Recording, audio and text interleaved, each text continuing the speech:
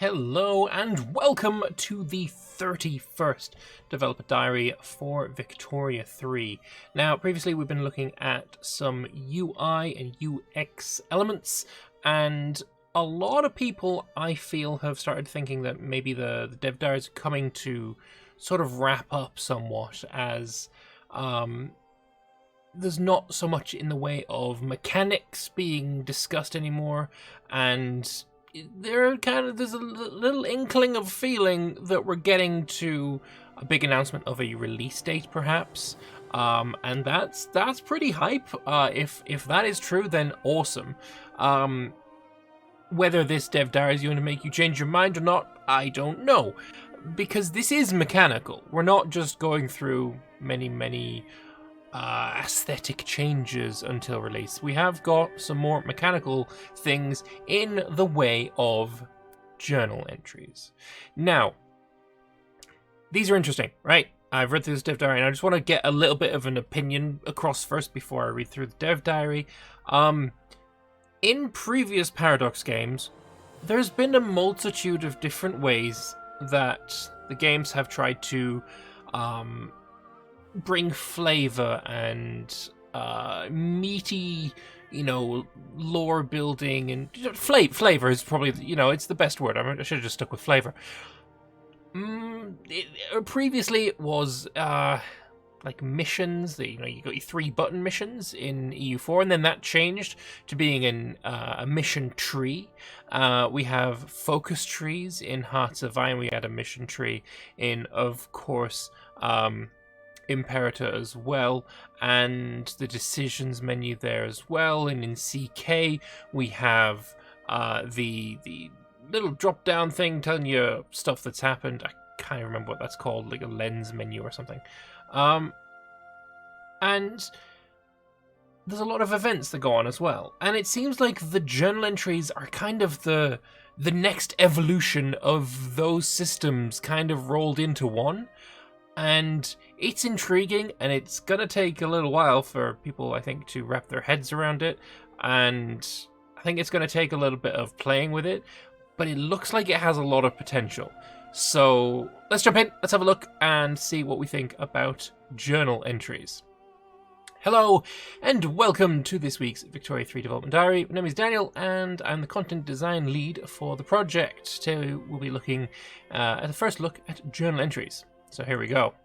Upon the death of King William IV, the personal union between Great Britain and Hanover ended due to different laws of succession. Queen Victoria ascended the British throne, while Hanover was ruled by William's eldest brother, Ernest Augustus. This journal entry highlights the imminent end of the union. So the Hanoverian succession we have here, the personal union between Great Britain and Hanover rests upon unstable ground. Different laws of succession guarantee the union will end upon the death of King William, with the British throne passing to Princess Victoria. Will complete if King William has died. So, first glance, it looks like, well, this is a mission. This is a mission objective. This mission will complete if King William of Hanover has died. But it's not really a mission either. And also, just as a bit of a Brit, as a bit of a Brit, clearly what happened here is England was a bastion of progressive thought in 1830s, and way more feminist than Germany, and therefore the only reason that Queen Victoria didn't rule Hanover as well is because the Germans were just far too sexist to allow a female, ruler. It's pure sexism. Hanover would be English right now if it wasn't for sexism. Just smoke that, if you will. Yeah, there you go. Anyway, moving on. Compared to Victoria 2, we've shifted the focus of scripted content away from random event pop-ups. Now, before I go on, I know because I felt this myself when I read this for the first time, there's going to be a, holy shit, they're getting rid of events. No. They're not getting rid of events. Events are still in the game. Calm down. I had the same reaction. Don't worry about it. Events are still in the game. Scripted content is moving away from scripted event pop-ups and towards the journal system. Journal entries fulfill a variety of narrative and mechanical purposes in Victoria 3. They can be optional goals the player can pursue, imminent disasters, anchors for ongoing situations, and much more. You can think of the journal as items on the government's agenda, situations that you can engage with or not, to whatever extent best fits your goals and situation. So in 1836, Canada was administered by several colonial governments including Upper Canada, modern Ontario, Lower Canada, modern Quebec, and the Hudson Bay Company. By the end of your period, they were consolidated into a single Canadian nation. So we have this potential journal entries. These are, I guess, if you will, missions, but not really missions either, because as we read up here, there's like disasters and such can also be a part of these missions, like, or part of these journals. So it's not directly comparable to any system we've seen before, which is why I think it's kind of exciting to see this. This seems like another one of those radical departures from what we know in Paradox games that are exciting. Not all departures are exciting. I think you know which one I'm talking about. But some seem to really be good, because personally, for me at least, the mission system is always a little bit lacking. So a shake-up of that formula, I'm totally down to try it for sure. Here we can see some potential entries in the British Journal. Inactive journal entries serve to announce potential goals you might want to pursue or disasters you might want to avoid, depending on what you're aiming to do with your country. Many journal entries have an effect upon activation. Usually an event presenting the situation to the player both narratively and mechanically, and sometimes offering different approaches to the issue. The Confederate Canada journal entry leads you as a colonial overlord down the path of consolidating your Canadian subjects into a single nation. To begin this process, you'll need to research nationalism, but there's also hidden triggers that determine whether this should appear in your journal as a possibility at all. In this case, the journal entry is potentially available for any country that has Canadian subjects. This also means that this content is not exclusive to Great Britain, but available to any country that fits the bill. So if France and Britain have a war in 1836 and somehow France manages to steal all of the Canadian colonies, then they could have this event happen to them. This is reflective of our goals for historical content in Victoria 3. We want to avoid arbitrary historical events that occur for specific countries, even when they don't make sense in relation to what's happening in the game. We also want to avoid writing content that only happens for a particular state anchors under hyper-specific conditions, making it all but invisible. So historical content should both be emergent and visible to the greatest extent possible. An example they're giving here is the Ottoman Empire, but before I go into that, an example that we've already been given of this kind of situation is the American Civil War. We know that the American Civil War is avoidable, and we know that it's not forming from scripted events. We know this because they've told us, of course. Putting it into the context of, okay, the American Civil War will be a journal entry, it's going to be avoidable if you can avoid the conditions necessary to trigger the Civil War, various amounts of unrest, slave states, all that kind of gubbins. And having these kinds of historical events really only occur if the conditions are correct, rather than because a little piece of code says fire this event on this date because this happened historically. I really appreciate that. That's like... It's something I've said for a very, very long time, is that Paradox games cease to be historically accurate as soon as you unpause the game. It's a little bit of hyperbole. They're never going to be 100% spot on even before you unpause. But it gets the point across, right? It gets the point across pretty well, in my opinion. And I think having these kinds of, event in history that totally happened in history, have it be a scripted thing that is certain to happen in your games at a certain time, I don't think it's necessary. I don't think it's a good thing either, so I'm really appreciating that they're moving away from that kind of scripted system.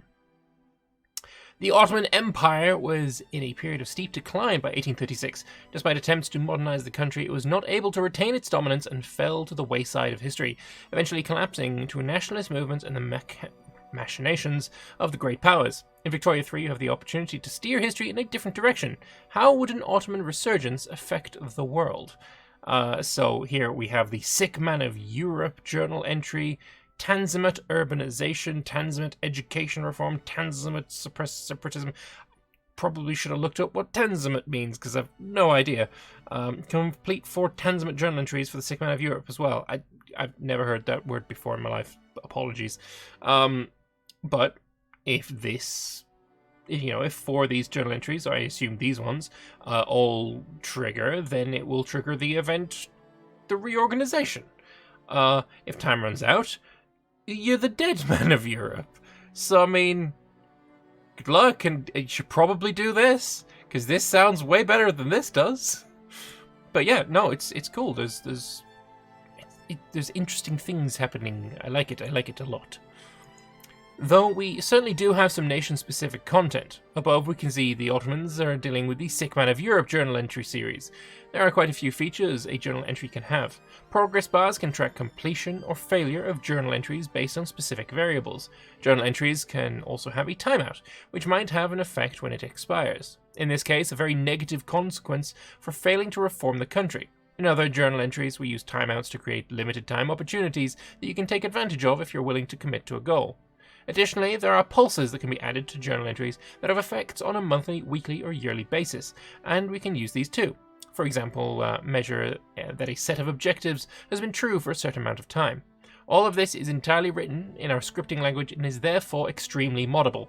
And as somebody who is big into the whole kind of mods are great scene, this is fantastic.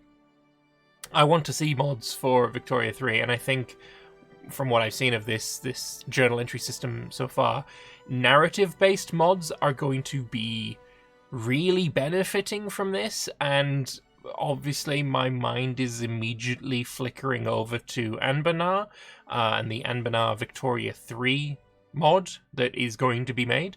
I'm really looking forward to seeing what the Anbana team can do with this. This seems really interesting. It really, really does. Following the end of the Sakoku era and shogunate rule, Japan modernized rapidly. A major transformation of society and the economy proceeded, and the great powers watched with interest. Will you be able to guide Japan towards a prosperous future, striking the balance between modernization and sovereignty? So, we've got American military consultants here. They're taking an interest in Japan's modernization efforts and offering the General Zachary Taylor as a military consultant. If you are playing as Japan, you may end up taking this event, like this is an event, because the American military, or I'm not sure what the journal entry will be called, but something about, obviously, the Americans coming over to offer a poisoned chalice, if you will be an event that can fire in it. And honestly, the events in this game look like a huge advancement over literally everything we've seen before. We have this beautiful artwork, which previously I thought these pieces of art that we've seen so far were all loading screens. I was not even considering that they would be event pictures, because oh boy, that's awesome, and that kind of makes me think there's a lot more art incoming, which would be just dope, because I love the art. I mean, you can see behind some more art here. It looks great. But yeah, full artwork for events. It's kind of dope. It's really, really kind of dope. While a journal entry is active, various events might occur in your nation, and this is what I was mentioning up above. Events still exist in the game. Here, for instance, a modernizing Japan considers an offer of American military consultancy. Active journal entries might also unlock decisions, one-time actions a country can opt to take, or have a multitude of effects and modifiers while they remain in play. We have here the Great Molasses Flood of 1919 saw the city of Boston inundated with treacle due to a burst storage tank. Investing in the safety of your industries is important if you wish to avoid such accidents becoming commonplace. Again, just because it happened historically doesn't mean it has to happen in your game. If you are investing in safety of your industries, you could probably avoid this. If not, your roads are going to taste really good for a while. Just gonna say that. On the topic of events, there are now extremely few pop-up events that immediately demand a player's attention. Events now appear both in your outliner and on the map itself, and can be opened and minimized at your convenience. So this is one of the, well, it's the only part in this that kind of worries me, right? I like pop-up events. I like events that pop up and, demand attention immediately. We know from Imperator, who tried the queued events, having, in your outliner some event happens and it just sits there, and very frequently my eyes just don't wander down in that direction, so I completely miss it. That happens annoyingly frequently when playing Imperator, and I worry that this might be somewhat similar. I want to have the option of having these events pop up, but it unfortunately seems like gone are the days where we have incredibly in-depth control over what events actually show for us, like we have in EU4, where you can really, really in-depth customize what it is you're actually shown during your time playing. It would be nice to have something like that back. I don't think it's going to happen, and this is something that does kind of worry me. I don't want to see these events just kind of get missed because you're concentrating elsewhere. Journal entries are a dynamic and versatile system used to represent a wide variety of era-inspired situations in historical content, and to make the game world feel narratively alive. The possibilities for this system are practically limitless, and I expect we'll continue to innovate with it for a long time to come. And with its incredible degree of modability, I look forward to seeing the community's own creations as well. That's all for today. Next month, we'll be donning our pith helmets and centering our development diaries on the theme of colonization and exploration. So a little bit more in the mechanics. We're not done with that yet. Also, there's trade that I believe we still have to go through. So yeah, that's the dev diary. And I think I've gone over my thoughts reasonably succinctly. I like seeing that there is a new system. I do. I think there is a lot of potential in the system. I think shaking up the mission formula that we've seen in other Paradox games and moving to something that looks like it could fit the bill is awesome.